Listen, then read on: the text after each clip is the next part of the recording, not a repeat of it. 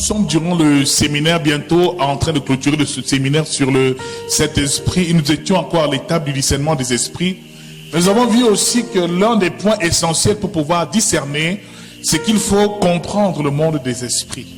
Nous avons compris que toute chose qui existe puise sa source dans l'invisible. Et le livre de Hébreux chapitre 11 à partir du verset 3, la Bible nous dit, c'est par la foi que nous reconnaissons que le monde a été formé par la parole de Dieu, en sorte que ce qu'on voit n'a pas été fait de choses visibles. Bien-aimés dans le Seigneur, ce qui nous renseigne sur le fait que tout ce qui existe puise sa source dans l'invisible. Alors le chrétien doit réaliser qu'il comprendre le monde des esprits est important parce que l'invisible, c'est le monde immatériel, le monde des esprits. Et la même Bible nous dit que Dieu est esprit.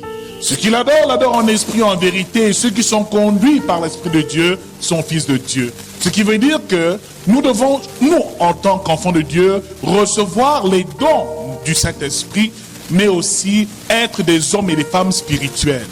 Mais beaucoup de chrétiens se trompent dans les dons de l'Esprit ou les dons du Saint-Esprit. Car ils pensent qu'avoir reçu les dons du Saint-Esprit fait de nous des hommes et des femmes spirituels, et c'est une erreur. Recevoir les dons du Saint-Esprit, c'est un cadeau, c'est une grâce que nous recevons de l'Esprit de Dieu et lorsque nous sommes baptisés du Saint-Esprit. Mais le chemin de l'homme spirituel est différent, car c'est le chemin, nous avons dit, de l'initiation, c'est le chemin du renoncement, c'est le chemin de la discipline, le chemin de l'homme spirituel et de la spiritualité est un tout autre chemin. Nous avons compris que Jésus lui-même a connu le chemin de la spiritualité, mais avant d'entrer dans le règne de l'Esprit, il fut transporté au désert, ce qui veut dire qu'il a reçu le baptême de l'Esprit, mais par la suite, il fut tenté au désert par Satan. Pendant 40 jours, Jésus s'est éloigné de sa famille, Jésus s'est éloigné de ceux qu'il aimait, Jésus a renoncé à son confort, Jésus s'est retrouvé au désert par l'Esprit. Ce qui veut dire que cette étape est l'étape de la spiritualité, l'étape de la transcendance, l'étape de l'ascèse, où tout chrétien devait entrer en connexion avec le monde des esprits. Car tout est esprit. Tout puise sa source dans l'invisible. Et les hommes du monde, les hommes qui opèrent dans le monde des ténèbres et les sphères inférieures, ont la connaissance des choses de l'esprit. Ils savent utiliser les esprits qui habitent les sphères inférieures. Ils savent utiliser les esprits qui habitent au premier ciel, utiliser les esprits qui habitent au second ciel. Ils n'arrivent pas à atteindre le troisième ciel parce que le troisième ciel est réservé à Dieu, aux anges et aux esprits divins. Bien-aimés dans le Seigneur, le chrétien ignore tout des réalités spirituelles. Le chrétien ne connaît même pas les lois spirituelles qui régissent le royaume. Alors nous vivons sur cette terre comme si nous ne connaissons rien, on a reçu des dons, c'est suffisant, mais malheureusement, certains qui sont dans le chemin de la spiritualité se moquent de nous. Parce que pour obtenir une chose sur terre, il faut aller la chercher dans l'invisible. Pour que ta prière soit exaucée. Car lorsque tu veux avoir un enfant, ou tu veux avoir un travail, ou avoir de l'argent, pour que l'argent soit matériel, il faut d'abord que tu le reçoives sur le plan spirituel. Ce qui veut dire que tu le reçois dans l'invisible. Et c'est dans ce monde spirituel qu'il y a des personnes, des hommes qui par des pratiques, qui par la pratique de la spiritualité accèdent à cette sphère et vont puiser une certaine connaissance, un savoir. Bien-aimé, tu vis sur cette terre, tu conduis la voiture, tu habites une maison, mais tu ne sais pas que ceux qui ont conçu cela ont reçu la connaissance dans une autre dimension. Ceux qui composent des musiques, qui réalisent des chefs-d'œuvre sur terre, généralement sont inspirés non par des hommes, mais par des esprits. Car tout ce qui existe puise sa source dans l'invisible. Ce qui veut dire que ton mariage doit d'abord être conçu sur le plan spirituel. Ta prospérité doit être bâtie d'abord conçue sur le plan spirituel. Tout ce que tu veux obtenir sur terre, c'est d'abord dans l'invisible. Mais le chrétien n'a pas accès à cette dimension parce qu'il ignore tout de l'invisible et des mécanismes qui permettent à ce que tout ce qui est invisible puisse aboutir et agir sur le plan physique. Alors nous savons jeûner, nous savons prier, nous savons chanter les louanges, les cantiques. Et très souvent, Dieu nous bénit sur le plan spirituel. Ce qui veut dire que c'est dans l'invisible encore que ta bénédiction arrive. Alors bien aimé, ce qu'il faut simplement, c'est que tu puisses faire partir et descendre cette bénédiction du plan spirituel au plan physique et au plan matériel. Un exercice que beaucoup de chrétiens ne maîtrisent pas et ne parviennent pas à réussir. Comment donc faire descendre des choses du monde des esprits? Comment pouvoir prendre des connaissances du troisième ciel qui nous reviennent de droit des choses et des sagesses mystérieuses, car l'apôtre Paul a dit qu'il fut ravi jusqu'au troisième ciel et qu'il a écouté des choses qu'aucun homme ne pouvait comprendre et entendre de ses oreilles.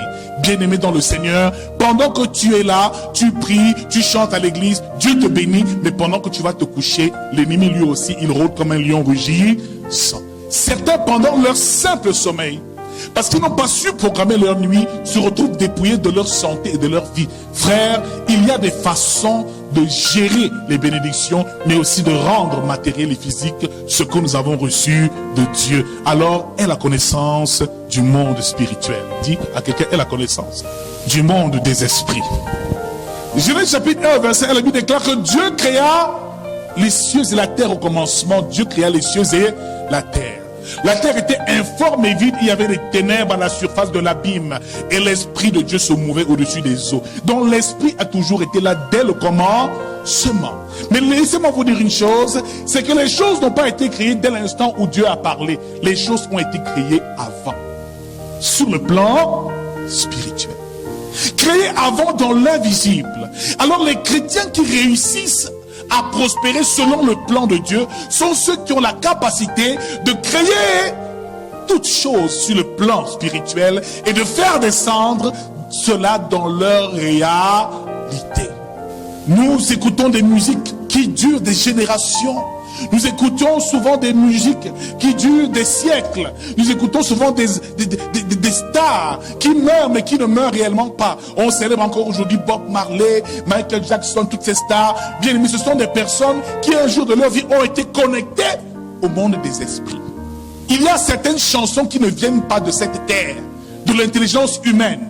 Quand tu écoutes, tu dis, mon Dieu, je ne sais pas d'où vient cette symphonie, mais un homme normal ne peut pas créer une telle chose. Ils en ont appris des méthodes de méditation, parfois transcendantales, parfois d'autres par des substances hallucinogènes, c'est-à-dire des drogues, se mettre en état second pour pouvoir avoir accès au monde des esprits. Mais les chrétiens n'ont pas accès au monde des esprits parce qu'ils doivent encore faire plus d'efforts et se connecter au troisième ciel pour obtenir un certain nombre de choses de la part de Dieu. Bien-aimés dans le Seigneur, il est important que nous chrétiens, nous puissions construire sur le plan invisible et amener à l'existence ce qui n'existait pas. Quand Jésus voulait guérir un malade, c'était d'abord sur le plan invisible qu'il le faisait et par la suite ça se matérialisait. Donc les choses se font d'abord dans le spirituel avant de se faire dans le matériel. Le travail que tu veux avoir, le voyage que tu veux effectuer. C'est pour cela que si tu existes ici sur le plan physique, ça veut dire que tu existes aussi sur le plan spirituel. C'est là-bas où ils vont bloquer ton mariage. C'est là-bas où ils vont bloquer ton travail. C'est là-bas où ils vont bloquer notre évolution parce que nous ne comprenons pas ces réalités-là parce que malheureusement, nous sommes dans l'ignorance. Un chrétien ne doit pas seulement recevoir les dons du Saint-Esprit, mais il doit aussi être un homme spirituel. Un homme qui a la connaissance de la spiritualité, des lois spirituelles et qui sait mettre l'Esprit de Dieu en mouvement, un chemin qui permet effectivement à l'homme d'entrer en connexion avec l'Esprit de Dieu. Alléluia. Jean chapitre 8 au verset 58, nous l'avons vu la dernière fois. Jésus leur dit en vérité, je vous le dis, avant qu'Abraham fût, je suis. Ce qui veut dire que Jésus avait conscience de la vie qu'il avait avant même de venir sur cette terre. Et malheureusement, beaucoup de personnes doivent aussi réaliser qu'ils n'arrivent pas sur terre par hasard. Et que leur venue sur terre est un plan orchestré parfaitement par le Créateur et par leur Dieu. Frères, dans le règne de l'Esprit, il y a des lois et il y a des principes. Il y a un certain nombre de choses qu'il faut comprendre et réaliser pour pouvoir avoir accès à ces choses spirituelles.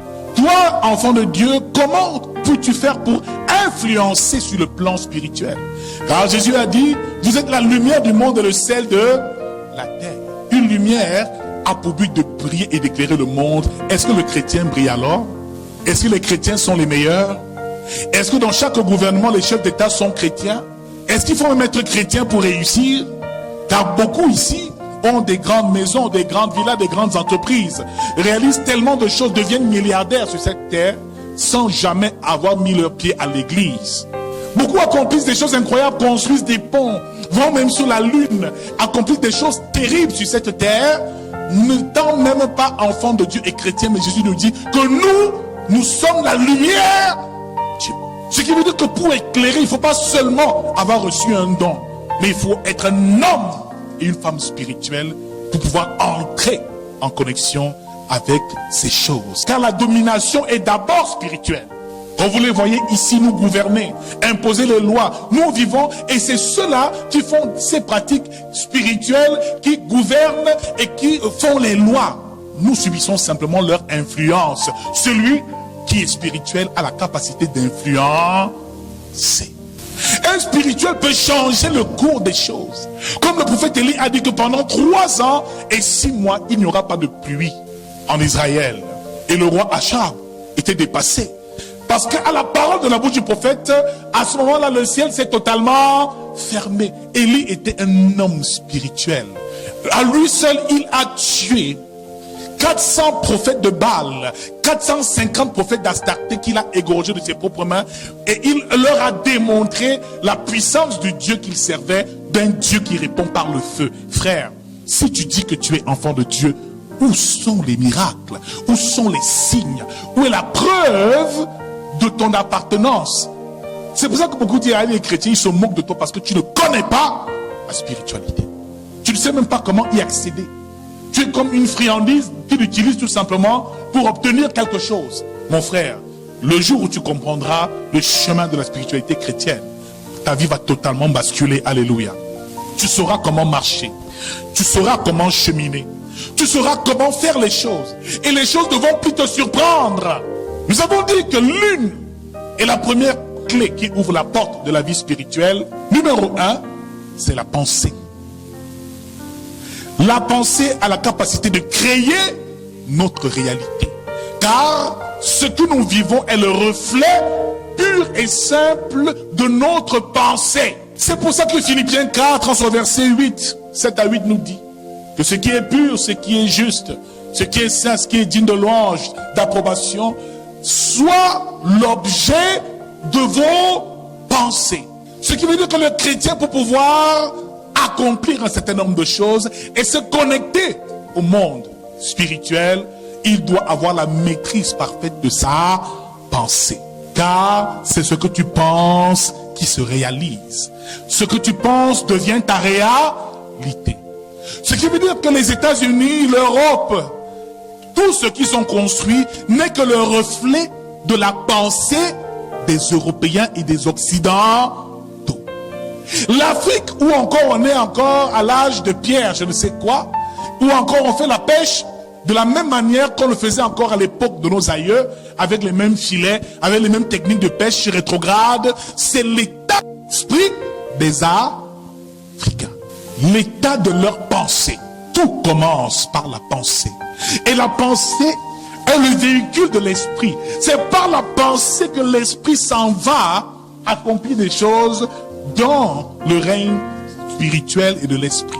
Avant que la terre ne soit créée, ou que le monde ne soit créé, il a d'abord été pensé par le Créateur. Toute chose que tu veux obtenir, il faut d'abord le penser, le concevoir, le graver dans les tables de ton cœur. Frère, tant que cela n'est pas bien conçu dans ta pensée, dans ton esprit, cela ne peut jamais se matérialiser. Tant que tu penses que le diable peut encore te persécuter, tant que tu penses que les sorciers sont encore à tes trousses, tant que tu penses que l'ennemi peut encore avoir un quelconque pouvoir, cela deviendra ta réalité. Tant que tu penses que les hommes ne t'aiment pas, tant que tu penses que dans cette famille tout le monde t'en veut, tant que tu penses que tous les sorciers sont à tes trousses, cela deviendra ta réalité. lis-les, car tout est lié à ton mode de pensée. Certains Européens ne lisent même pas la Bible. Mais avec leur simple foi d'homme, ils parviennent à bâtir des empires. Certains n'ont même jamais été dans une église quelconque. Ils vivent leur vie, leur simple foi humaine, leur volonté leur permet d'accomplir des exploits, de faire des millions, de bâtir des choses incroyables. Nous, en tant que chrétiens, on devrait faire 1000 fois plus parce qu'on a reçu le Saint-Esprit. Dès l'instant où tu vas commencer à contrôler ta pensée, le flux de ce que tu penses, de ce que tu reçois comme information dans ton esprit, quand tu commenceras à tamiser certaines choses, bien-aimé dans le Seigneur, c'est ce que tu auras pensé qui deviendra une réalité sur le plan spirituel. C'est pour ça que la Bible nous dit que le faible dise je suis fort, que le pauvre dise je suis riche. Ce qui veut dire qu'en réalité, il est important de comprendre et de prendre conscience que Jésus-Christ nous a affranchis, que cela soit l'objet de notre pensée. Il est important d'aimer Dieu de tout notre cœur, âme et de notre pensée. La pensée est importante. Plus tu penses amour, plus tu penses réussite. Je ne parle pas du New Age ou d'une autre science humaine, de ceux qui font la motivation. Non, je pense selon la Sainte Parole. Plus tu penses ce qui est bien, plus tu t'attaches à ce qui honore et glorifie Dieu dans ta pensée, plus ton environnement s'améliore. Ne pense plus pauvreté, pense richesse. Ne pense plus persécution, pense paix. Ne pense plus échec, pense réussite. Plus tu penseras réussite, plus tu y croiras, plus tu y mettras ta foi, plus cela sera ta réalité. En fait, on attire vers soi ce à quoi nous avons pensé. Si aujourd'hui tu fais un accident, frère, tu y as pensé. Si aujourd'hui des blocages t'arrivent, je te rassure, tu y as pensé. Beaucoup de femmes dans leur foyer se retrouvent trompées par leur mari simplement parce qu'elles y ont pas. Elles ont laissé cette pensée envahir leur esprit et remplir cet esprit. Dès l'instant où la pensée est déjà là, cela est accompli à 90% sur le plan spirituel. Comme il sort là, c'est celui qui va me tromper. Mon frère, tu es en train de créer l'infidélité par ta pensée. Comme tu sors là, c'est sûr que moi on ne peut pas sortir à cette heure-ci. Il y a les agressions. Tu vas te faire agresser. Des péchés pour les enfants, il y aura les embouteillages. Tu vois, il y a plein d'embouteillages. Tu l'auras créé. En fait, l'homme crée chaque jour des événements parfois heureux et malheureux selon sa simple pensée. Dis à quelqu'un, fais attention à présent à ce à quoi tu penses. Parce que par jour, nous pensons à tellement de choses. Des milliers et des milliers de pensées dans notre esprit. Il y en a qui sont permanemment négatifs. Ils pensent seulement à l'échec. Oui, c'est sûr que moi-même, qui peut même me regarder ici, je n'ai pas l'impression. Qui se dénigre permanemment. Et tu ne sais pas que la pensée que tu émets a de l'effet sur ta vie et sur ton rayonnement spirituel. Prenons un cas très simple. Tu es une femme très belle. Et tous les hommes, quand ils te voient, sont éblouis par ta beauté. Et le jour où tu dois aller à un mariage représenté, il t'arrive un incident terrible, tu perds ton fils et ta fille dans un grave accident. Est-ce que quand tu vas te présenter devant les gens, tu seras la belle femme que les gens ont connue? Parce que dans ton esprit, tu seras envahi par quoi? Par la mort de tes enfants. C'est pour ça qu'il dit, dans Marc chapitre 11, à partir du verset 24, ayez foi en Dieu. Et il dit, tout ce que vous demanderez, croyez que vous l'avez reçu. Et vous le verrez, ça accompli. Première étape, la maîtrise de la pensée, numéro 1. Premier accès au monde des esprits. Deuxième accès que nous verrons ce soir, qui donne accès au monde des esprits. La deuxième clé, c'est le verbe, c'est la parole. Car après avoir pensé, il faut maintenant déclarer, car la parole est ce qui amène à l'existence ce qui n'existait pas. Contrôle chaque mot, chaque phrase, chaque parole qui sort de ta bouche. Car la vie et la mort sont au pouvoir de la langue. Chaque jour, des obscénités sortent de la bouche des enfants de Dieu. Des paroles dénigrantes, des paroles d'échec. Bien-aimés, cela donc scelle cette réalité, non seulement sur le plan spirituel, mais sur le plan physique. Vraiment, quel homme va me draguer? Moi là, mon célibat là, c'est trop fort. Moi-même, la maladie que j'ai, moi, je ne sais même pas qui va me sortir de là. Ah, ma famille est pauvre. En réalité, frère, tant que tu n'auras pas changé ton langage, ta vie, ta réalité, ton environnement ne changera pas non plus. C'est pour ça que lorsque Jésus est venu dans la tombe de Lazare, Jean chapitre 11, on dit Lazare est mort. Jésus dit Lazare n'est pas mort, il dort. Il y a des mots qui doivent quitter de ton vocabulaire. Je suis malade. Non. Tu dis, je ne me sens pas bien. Il y a deux façons de parler, de dire qu'on a un petit malaise. Dis, je suis foiré, je suis pauvre, je suis à terre. Non. Pour le moment, je n'ai pas d'argent. Ton langage, tant que tu ne le changes pas, tu appelleras toujours à toi la misère. Et plus tu parleras de misère, plus cette misère s'attachera à toi, bien-aimé dans le Seigneur. Voilà une autre porte d'accès des esprits. Ils sont là et ils attendent. À chaque fois que tu maudiras ton fils avec ta bouche, ils viendront exécuter ce que tu as dit et le rendre matériel. Rien. Tu ne sais pas que par tes paroles, tu attires certaines choses. Tu attires le bien, comme tu attires aussi le mal. Les esprits, dès que tu ouvres la porte, ils entrent tout simplement. Ta pensée est une porte qui ouvre le monde des esprits. La parole est une porte qui ouvre aussi le monde des esprits. Que tu le veuilles ou non, si tu y as pensé et si tu l'as déclaré, cela s'accomplira un jour dans ta vie. C'est pour ça que ce qui est pur doit sortir de ta bouche et de nos bouches. Troisième clé qui permet à l'homme d'entrer et d'avoir accès au monde des esprits. Numéro 3, le sacrifice. L'accès au monde des esprits passe par le sacrifice. 2 Chroniques chapitre 1, à partir du verset 6, la Bible déclare que Salomon à Gabon a immolé 1000 holocaustes. Et la même nuit, Dieu est apparu, lui demande, que veux-tu que je fasse pour toi? Il lui a demandé une chose, quoi? La sagesse. Bien-aimé dans le Seigneur, le monde des esprits répond au sacrifice. Pour avoir accès à la bénédiction qui est ici sur l'autel. Si tu ne viens pas déposer ton offrande ici, bien-aimé, ce sera difficile pour toi que la grâce quitte le lieu, la maison de Dieu pour t'atteindre. Il faut toujours offrir quelque chose pour avoir quelque chose dans le monde des esprits. Pour obtenir une faveur de Dieu, ce n'est pas seulement en priant. Il faut aussi donner. Il faut s'aimer. Et plus le sacrifice est fort et grand, plus la grâce aussi est grande. Et les dons arrivent en grand nombre. C'est pour ça que Jésus le savait parfaitement.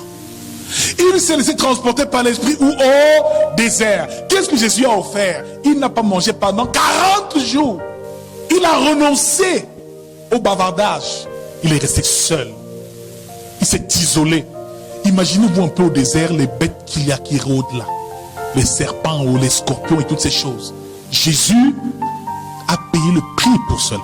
Il y a toujours un prix pour une grande élévation spirituelle. Il y a toujours un prix pour une grande élévation matérielle et financière. C'est la loi de la semaille et de la moisson. Tu ne peux pas vouloir des grosses bénédictions et faire peu de sacrifices. C'est impossible. Le monde spirituel ne marche pas comme ça. C'est pour ça que les chrétiens sont les derniers en tout. À l'église, ils ne savent pas donner, s'aimer, faire des sacrifices pour que Dieu les élève. Ce sont les païens ou parfois même les sectaires qui construisent les églises et les temples où nous travaillons.